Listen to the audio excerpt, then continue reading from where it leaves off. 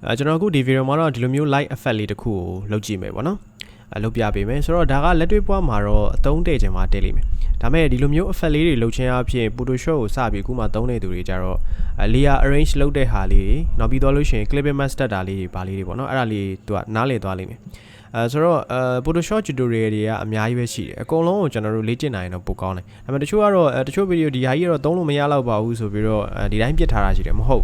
အဓိကတော့အဲ့လိုမျိုး tutorial လေးတွေကိုလေ့ကျင့်ခြင်းအပြင်ကိုယ့်အနေနဲ့ Photoshop နဲ့ပတ်သက်တဲ့ skill ပိုကျွမ်းလာလိမ့်မယ်အဓိကသူပြတဲ့ tutorial ဒီကျွန်တော်တို့အပြင်မှာဒီလိုမျိုးကြီးလုပ်ချင်မှလည်းလုပ်ရမှာလေဒါပေမဲ့အဓိကဘာတွေကျွမ်းလာမလဲဆို layer arrange လုပ်တာတွေ layer တွေမှာသုံးရတဲ့ effect ပုံစံမျိုးတွေနောက် clipping mask တက်တာတွေပေါ့နော်အဓိကအဲ့ဒါတွေကျွမ်းသွားအောင်ကျွန်တော်တို့ကလေ့ကျင့်ရတာဖြစ်တယ်ကြည့်ရတာဖြစ်တယ်ပေါ့နော်အခုကျွန်တော်ဒီဗီဒီယိုမှာအဲ့ဒါလေးကိုလုပ်ပြမယ်နော်ဒါလေးကိုလုပ်ပြပေးပါမယ်အဲ့တော့ဒီ effect ဟာလေးကိုလုပ်ဖို့အတွက်ကိုယ်မှာရှိတဲ့အဆင်ပြေတဲ့ဓာတ်ပုံသုံးလို့ရတယ်ပေါ့နော်ကျွန်တော်တို့ဒီပုံပဲပြန်သုံးလိုက်မယ်ဆိုတော့အရင်ဆုံးဘာလုပ်ရမလဲဆိုတော့ဓာတ်ပုံတစ်ပုံ Photoshop ရဲ့ကိုဖွင့်ချလိုက်ပြီးတော့ရင်ဒီကောင် layer ပွားမယ် layer နှစ်ခုပွားမယ်ပေါ့နော် layer ပွားတဲ့ shortcut ဒီ keyboard ကနေ control နဲ့ J ဖြစ်ပါတယ်အဲ့တော့တစ်ခါနဲ့ရင်တစ် layer ပွားတယ်နှစ်ခါနှိပ်လိုက်တော့နှစ် layer ပွားသွားတယ်အဲ့တော့ကျွန်တော်တို့ကဘယ်လိုလုပ်မှာလဲဆိုတော့အပေါ်ဆုံး layer ကမူလဒီပုံမှာရှိမူလသူ့ရဲ့ဒီအလဲမောင်နေရှိနေတဲ့ပုံလေးပေါ့နော်အဲ့တော့အဲ့ဒါလေးကိုကျွန်တော်တို့စာတဲ့ clipping mask တက်လိုက်လို့ရှိရင်ပြီးသွားပြီဆိုတော့ဒီအောက်က layer ဘာလို့ဖို့အတွက်လဲဆိုတော့ကျွန်တော်တို့အမှောင်နော်အမှောင်ပိုင်းလေးလုပ်ဖို့အတွက်အလင်းဟိုပါပေါ့အလင်းတွေ short ချမယ် layer လေးပေါ့နော်အဲ့တော့အပေါ်ဆုံးက layer ကျွန်တော်ခဏဖြောက်လိုက်မယ်ဆိုတော့ဒီ layer 1ရဲ့အပေါ်မှာကျွန်တော်က adjustment layer တခုခေါ်လိုက်မယ်ဒီအောက်က adjustment layer panel လေးတွေခေါ်လို့ရတယ်နော်ဒီကနေပြီးတော့ adjustment layer လေးခေါ်ခြင်းလဲဆိုဒီကခေါ်လို့ရတယ်ဆိုတော့အဲ့မှာဘာလို့သုံးမလဲဆိုတော့ exposure ဆိုတဲ့ဟာလေးကိုသုံးမယ် exposure ကိုနှိပ်ဒါဆိုရင် layer အသစ်တစ်ခုကြာလာလိမ့်မယ်အဲ့တော့ဘာလို့မလဲဆိုတော့ exposure ကိုလုံးဝချပလိုက်မှောင်သွားတဲ့ဒီအဲ့တော့ဒီလိုမျိုး adjustment layer လေးတွေသုံးနေဆိုတော့ကလိုအပ်လို့ရှိရင်အလင်းမှောင်ပြန်ပြီးတော့တန်ဖိုး do shot လုပ်လို့ရအောင်တီးတန့် layer တစ်ခုအနေနဲ့ထုတ်သုံးတာဖြစ်တယ်ပေါ့နော်ဒီမှာလဲကျွန်တော်တို့ကတခြားဒီအလင်းမှောင်ချိန်နဲ့layer လေးတွေအများကြီးပဲရှိသေးတယ်ပေါ့နော် brightness contrast သုံးလဲရတယ်နောက် level သုံးလဲရတယ် gap သုံးလဲရတယ်ကျွန်တော်ဒီမှာတော့ exposure သုံးလိုက်တယ်ပေါ့နော်ဒီပေါ်က၄ခုကကြတော့ဒီ၄ခုပေါ့နော်ဒီ၄ခုကအလင်းအမှောင်တွေကိုကျွန်တော်တို့ချိန်တဲ့အခါမှာသုံးပါတယ်ဒီအောက်ကတော့အရောင်အုပ်စုပေါ့နော်အရောင်တွေကိုကျွန်တော်တို့ချိန်တဲ့အခါမှာသုံးတယ် okay ဆိုတော့ဒီအောက်ကပုံလေးကိုကျွန်တော်ကအလင်း short လိုက်ပြီအဲ့တော့ကျွန်တော်ကအပေါ်မှာစာရေးမယ်စာတစ်ခုရေးလိုက်မယ်နော်စာတော့အဆင်ပြေတဲ့ဟာပေါ့like ဆိုတဲ့ဟာလေးရေးလိုက်မယ်ပြီးတော့သူ့ shift ပြီးတော့ဆွဲချလိုက်မယ် okay ဆိုတော့ဒီနားလောက်မှာထားမယ်ကြိုက်တဲ့နေရာထားလို့ရတယ်နော်ကျွန်တော်တို့ဒီကောင်းကင်အလင်းရောင်လေးပေါ်ချင်လို့အဲ့တော့ဒီမှာထားလိုက်တယ်ပြီးတော့ရင်သူ့ကိုတစ်ခုပွားလိုက် order နဲ့နော် order ဖြစ်ပြီးတော့ပွားပြီးသွားရင် control T နဲ့ right click ထောက်ပြီးတော့ flip vertical နှိပ်လိုက်ရင်သူအထက်အောက်လှန်သွားလိမ့်မယ်လှန်သွားတဲ့အချိန်လေးကြာရင်ကျွန်တော်တို့ကအခု control T ကိုနှိပ်မယ်ထပ်နှိပ်မယ်နော်ပြီးတော့ right click ထောက်ပြီးတော့ perspective သုံးမယ်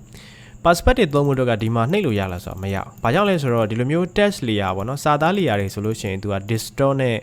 perspective ဒီဥစ္စာလေးကနှိပ်လို့မရဘူး။နှိပ်လို့မရတော့ကျွန်တော်နှိပ်လို့ရခြင်းဘာလို့ရလဲဆိုတော့ဒီ text layer လေးကို right click ထောက်ပြီးတော့ convert to smart object ပြောင်းလိုက်ရင်ဒါဆိုရင်စာပြန်ရိုက်ချင်ရောပြန်ရိုက်လို့မရလားရပါတယ်။အဲ့တော့ convert to smart object ပြောင်းထားရင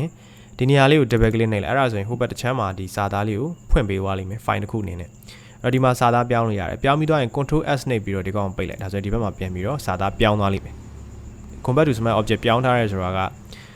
တချို့ effect လေးတွေထည့်လို့မရမှာဆိုလို့တချို့ setting တွေသုံးမရမှာဆိုလို့ဒီကောင် text layer ကနေ convert to smart object ပြောင်းလိုက်တယ်လိုအပ်လို့ရှင်ဒီမှာ double click နှိပ်ပြီးတော့ဒီဘက်ချမ်းမှာပြန်ပြီးတော့စာပြန်ရိုက်လို့ရတယ်ရိုက်ပြီးသွားတိုင်းဒီမှာ save လိုက်နော် save လိုက်ရင်ဒီဘက်မှာလာပြောင်းသွားလိမ့်မယ်ဟုတ်ပြီနော် okay အဲ့တော့သူ့ကိုကျွန်တော်အခု control D နှိပ်လို့ရပြီ right click ထောက်ပြီးတော့ perspective လည်းသုံးလို့ရပြီ perspective ကိုနှိပ်ပြီးတော့ကျွန်တော်ဆွဲကားလိုက်မယ်ပြီး enter ခေါက်မယ်သူ့နည်းနည်းလေးတွေခြုံလိုက်မယ်နော်ပြီးတော့ကျွန်တော်အပေါ်ဆုံးမှာပွားထားတဲ့ layer တစ်ခုရှိတယ်ဒါကြီးဒါကြီးအခုဆိုရင်အပြည့်ဖြစ်နေနော်အပြည့်ဖြစ်နေကျွန်တော်တို့ကစာသားဒီ like ဆိုတဲ့ထဲကိုပဲထည့်ချင်တာဒါလေးကျွန်တော်ပေါ်တင်လိုက်မယ်နော်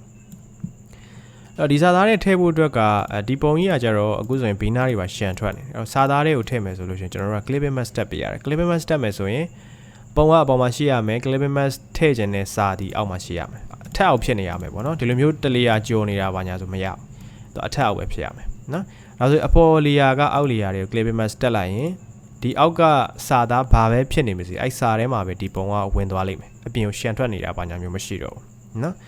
Okay အဲ့တော့ clipping mask ဘယ်လိုတက်လဲဆိုတော့ဒီ layer နှစ်ခုကြားမှာကျွန်တော်တို့ order ဖိပြီးတော့ click နှိပ်လိုက် ဒီလိုများအကောက်လေးပေါ်ပြီဆိုရပြီ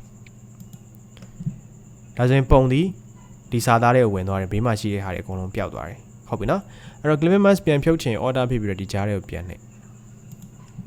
ဒါဆိုရင်မူလတိုင်းပြန်ရတယ်နော် clipping mask တက်တယ်ဆိုတာကအပေါ်ဆုံးက layer ဒီအောက်ထဲမှာရှိတဲ့ဘယ်လိုပြောမလဲအလွှာတွေကိုပေါ့နော်ကျွန်တော်တို့က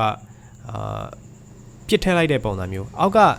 က layer ဒီကျွန်တော်တို့အဝိုင်းဖြစ်တယ်ဆိုလို့ရှိရင်အပေါ်ကပုံကဘာပဲဖြစ်နေပါစေဘလောက်ပဲ area ကျနေပါစေအောက်က layer တွေကအဝိုင်းထဲမှာပဲသူရှိနေလိမ့်မယ်တကယ်လို့4000ဆိုရင်လည်း4000ထဲမှာပဲရှိနေလိမ့်မယ်တကယ်လို့ကျေပုံစံဆိုလို့ရှိရင်လည်းကျေပုံစံထဲမှာပဲရှိနေလိမ့်မယ်ကျေပုံရဲ့ပြင်ပပတ်လေဟာတွေကဘာမှမရှိတော့ဘူး clipping mask တက်လိုက်ရင်လေ clipping mask တက်တယ်ဆိုတာကရှံမထွက်သွားအောင်ကျွန်တော်တို့ကလုပ်ပေးရတာ